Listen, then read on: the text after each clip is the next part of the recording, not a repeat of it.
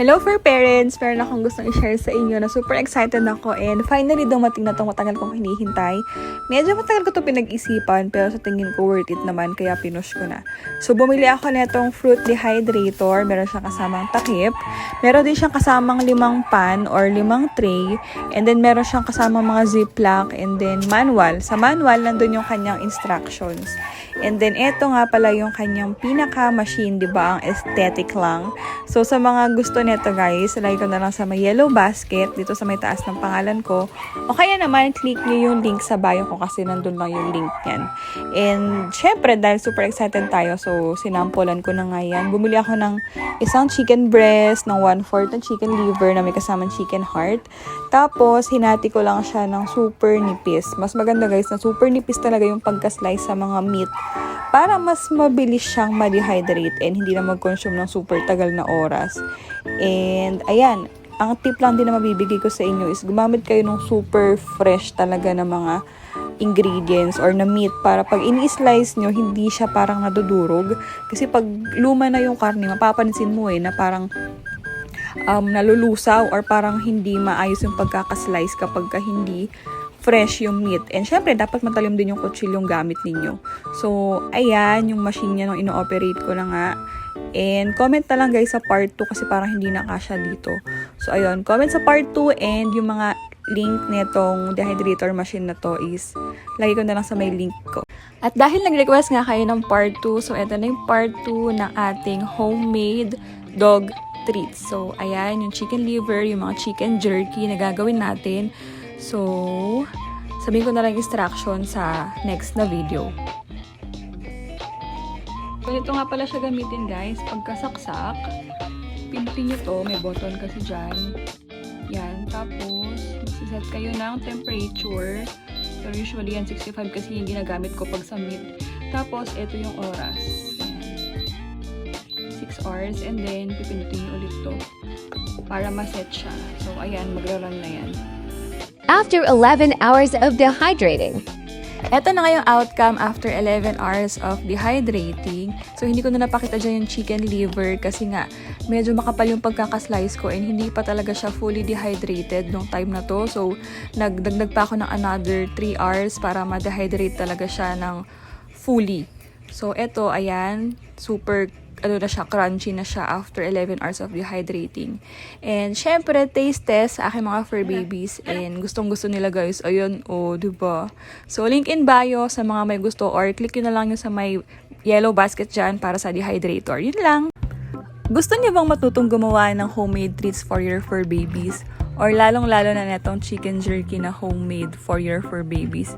Well, tapusin niyo tong video na to kasi may mga i-share ako sa inyong discoveries and yung mga tips na rin and strategies sa paggamit ng dehydrator para makagawa ng chicken jerky or ng kahit na anong vegetable na pwede nating i-dehydrate. So, una guys, kumuha ako ng itong isang chicken breast. Isa lang muna talaga. Ito is yung pangatlong gawa ko na to kung hindi ako nagkakamali. So, in-slice ko lang siya ng maliliit.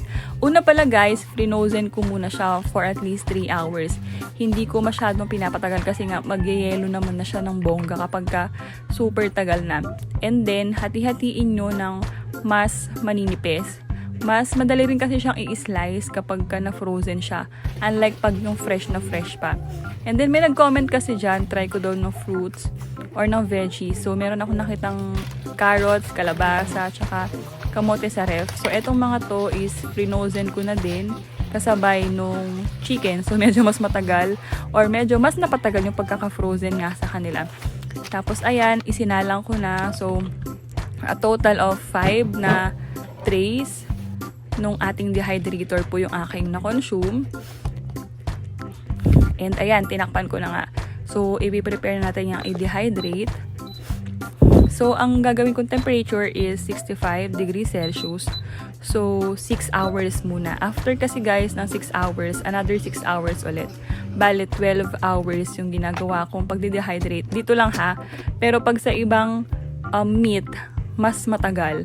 Ito kasing chicken jerky, para sa akin, ito yung pinakamadali. Yung liver, kailangan siyang mas matagal. Kasi parang, ewan ko, mas kahit kasi after 12 hours, medyo malambot pa rin siya. Ang gusto ko kasing palabasin yung para talaga sa mga treats na nabibili natin, di ba?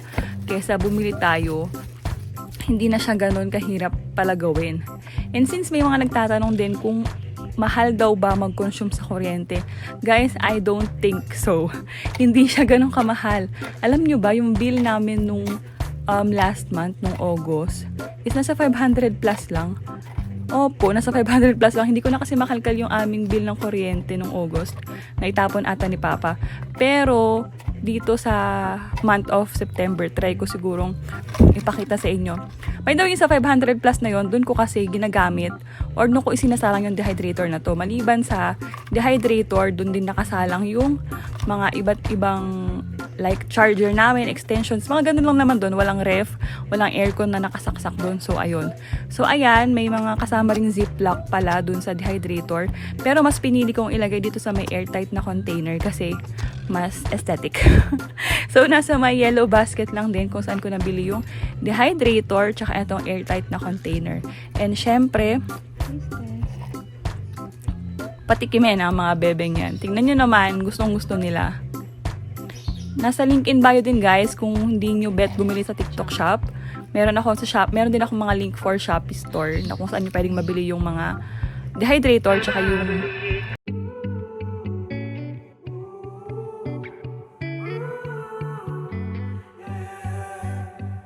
These skies have a different light. Why noise that keeps me up at night? I can't help but think back to you. I wish that I could find a face that I would recognize. I replay the memory of you. It's been hard, you know I wanted to stay caught us off guard, but there was no other way. Did you wait? 'Cause I've been counting the days, and I'm calling up to say I'm coming home to you. I'm coming home to you. I'm coming home to you. And I know that it's not home with you, but I'm coming home. Hold on to my embrace this time, I promise it won't break. I'm hoping that things haven't changed. Life took us far apart, but it never took away my heart. Have you been holding it safe? 'Cause it's been hard, you know I wanted to stay, caught us off guard, but there was no other way. Did you wait? 'Cause I've been counting the days, and I'm calling up to say I'm coming home to you. I'm coming home to you. I'm coming home to you. And I know that it's not home with you, but I'm coming home.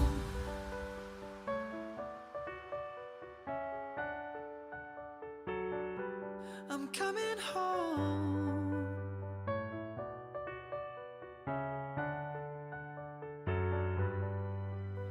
We'll stay up till morning and head out exploring, make up for months that we've missed. 'Cause the cold air is calling and my head's recalling the moment that I was convinced. We'll stay up till morning and head out exploring, make up for months that we've missed. 'Cause your lips are calling and my heart's recalling the way I could never resist. It's been so hard,